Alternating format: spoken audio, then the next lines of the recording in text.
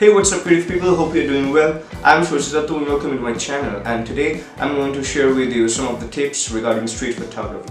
So last weekend I went to the town of Murshidabad. So it's a town in West Bengal, India, and if you don't know, this Murshidabad is basically a land of history. History that involves the period of time during the Mughals and British Raj.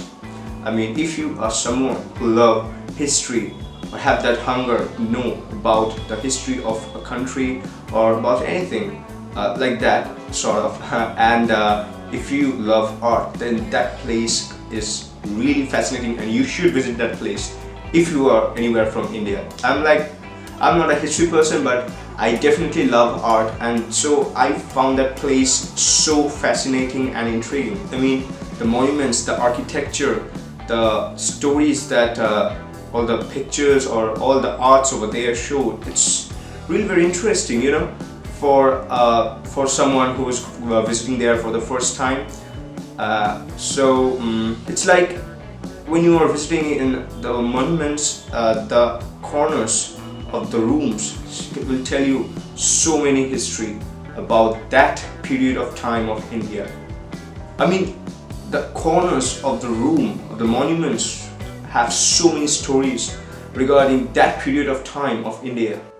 I mean, the walls of those monuments, they have so much of detailed paintings and designs which just made me ask that God knows how much workers have worked,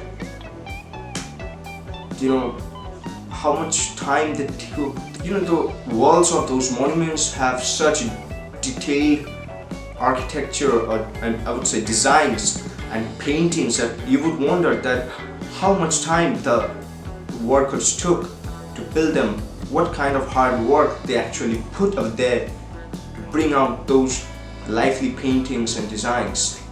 It's really it's amazing.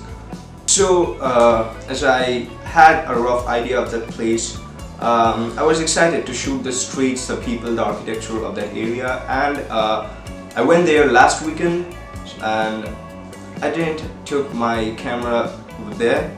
I just had my phone. Now my phone, if you don't know, it's just Redmi 6 Pro, so I think you can guess what kind of camera it gives. It's just a decent 12 megapixel camera, that's all. It's nothing high megapixel, nothing, just 12 megapixel, decent quality camera. If used properly, could give you good pictures. If used carelessly, you would get such blurry shots and all. So I just saw it as a challenge to take good pictures with my smartphone, edit them and produce them to you to see, which I'm going to do today basically.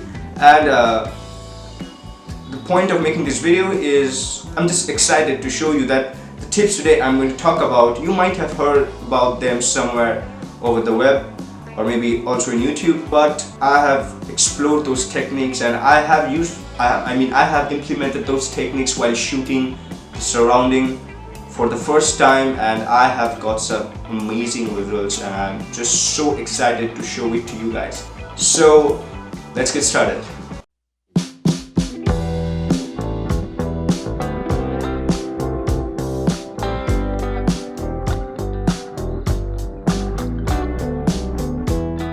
So tip number one is, of course, explore the places.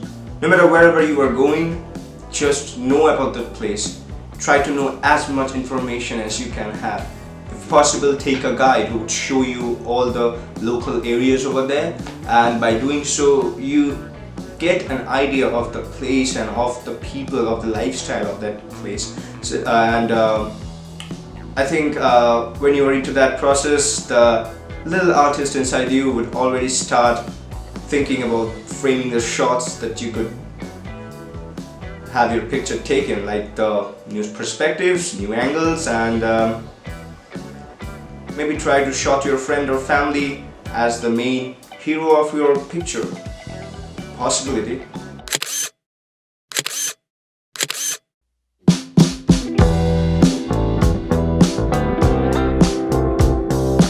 tip number 2 is talk to people.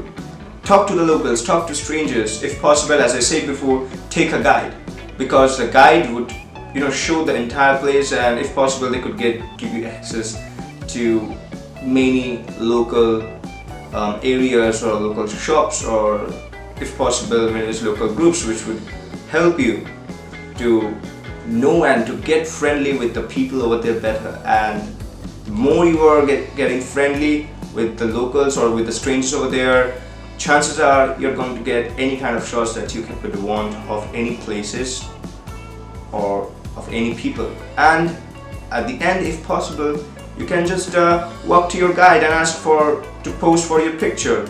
I mean, most of the people love to take their pictures being taken when someone asks. And the rest just don't want their picture to be taken. It's a fact.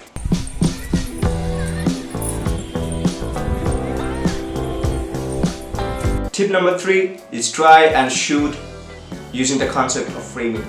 Now, by what I mean is, maybe you are clicking a subject and your model is standing in a distractive surrounding, or not even model, maybe the subject which you are trying to shoot. It might be in a very distracting environment, and when you are taking the shot, I mean just a flat shot, then it becomes hard for the audience to completely concentrate on that subject. So what happens if you use the concept of framing is, right, like basically a frame around your picture, so that when the audience is seeing your picture, they could narrow their vision to only that subject, and just avoiding the distractions going on in the back or in the surrounding. And by that, your picture would stand out no matter whatever the environment is of your subject. And if you can do this properly, you get something like this.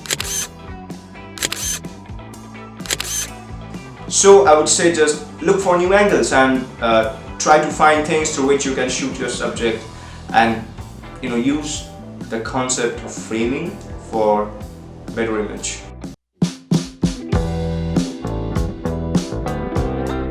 Tip number 4 is to shoot through something. Now this might be a little similar to the one I just spoke about, I mean the concept of framing, but this is a little different. So what happened is, I went to a historical site, and there was a small clock tower built during those ages. So it was nothing attractive, or I wouldn't say there was anything that a tourist would want to shoot. And basically I was a tourist over there, right? So there was nothing fascinating about it to shoot. It was just standing in the middle of that site, surrounded by 2 huge monuments. So what I did is, there was a tree over there, and I got close to it, and I lifted down a branch of leaves, and I hold my smartphone over here and try to shoot it through the vacant spaces in that leaf, and now it looks something like this.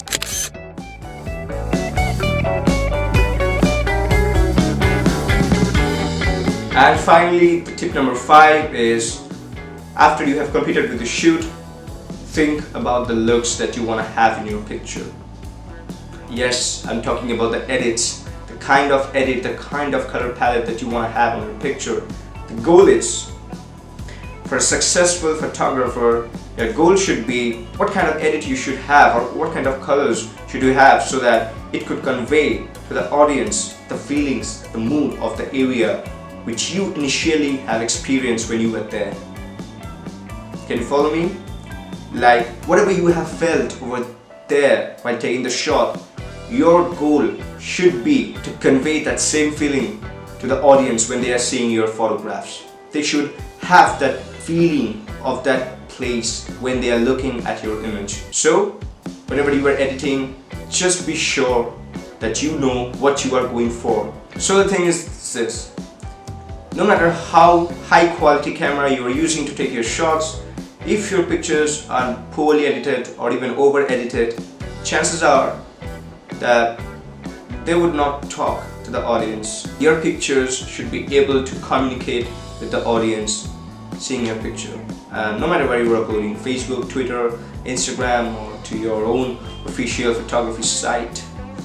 I don't have one, I need to create one. So Just try to think about the look that you want to have on your photographs. It's so crucial, and people messed up this thing a lot. So that was the 5th thing which I wanted to share with you guys. I mean, I was so excited to make this video. You know, I took that shot. It was like last weekend, and I completed with all the editing while I was there on the day of living. I completed all the waiting in the morning. So that was the 5 tips that I wanted to share with you guys regarding street photography. I mean, I was so excited to make this video, you know, and to share all my pictures.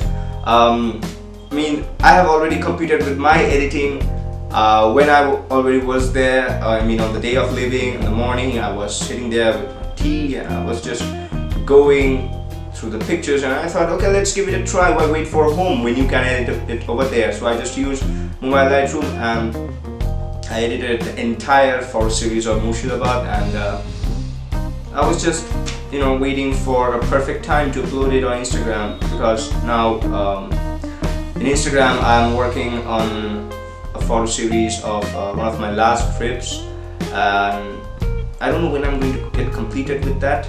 So I just don't want it to distract my audiences from that trip to another new trip, and then again going back to that late trip. No, so I was just thinking to, you know, break this photo series in maybe one of my video, just this, and I think now I can upload it on my Instagram stories.